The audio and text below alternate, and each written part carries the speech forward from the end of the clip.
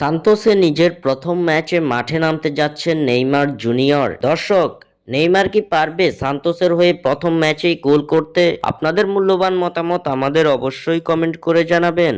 Paulista Syria A1 লিগে মাঠে নামতে যাচ্ছে নেইমারের ক্লাব সান্তোস এফসি। গ্রুপ পর্বে নিজেদের সপ্তম ম্যাচে সান্তোসের প্রতিপক্ষ বোতাফোগো। 16 দলের লড়াইয়ে পয়েন্ট টেবিলে নেইমারের ক্লাব সান্তোসের বর্তমান অবস্থান অষ্টম স্থানে। 6 ম্যাচে 2 জয়, 1 ড্র ও 3 হারে সান্তোস এখন পর্যন্ত অর্জন করতে পেরেছে কেবল 7 পয়েন্ট। তাই বোতাফোগোর বিপক্ষের ম্যাচটি সান্তোসের জন্য হবে একটি গুরুত্বপূর্ণ লড়াই, যে লড়াইয়ে সান্তোসের জার্সি গায়ে নেতৃত্ব দিবেন নেইমার জুনিয়র। সান্তোসের নেইমারের ঐতিহাসিক প্রত্যাবর্তন হওয়ার সম্ভাবনা রয়েছে বোতাফোগোর বিপক্ষের ম্যাচ দিয়ে। এই ম্যাচকে সামনে রেখে ইতিমধ্যে অনুশীলনে ঘাম ঝরাতে দেখা গেছে নেইমার জুনিয়রকে। বোতাফোগোর বিপক্ষের এই ম্যাচের আগে দলের সঙ্গে ইতিমধ্যে 2 ট্রেনিং সেশনে অংশ নিয়েছেন নেইমার, যার ফলে ধারণা করা হচ্ছে এই ম্যাচ দিয়েই সান্তোসের জার্সি গায়ে প্রথম ম্যাচে মাঠে নামতে পারেন ব্রাজিলিয়ান সুপারস্টার। তবে দীর্ঘ ইনজুরি কাটিয়ে ফেরা নেইমারকে কি মূল একাদশে রাখা হবে নাকি খেলানো হবে বদলি হিসাবে,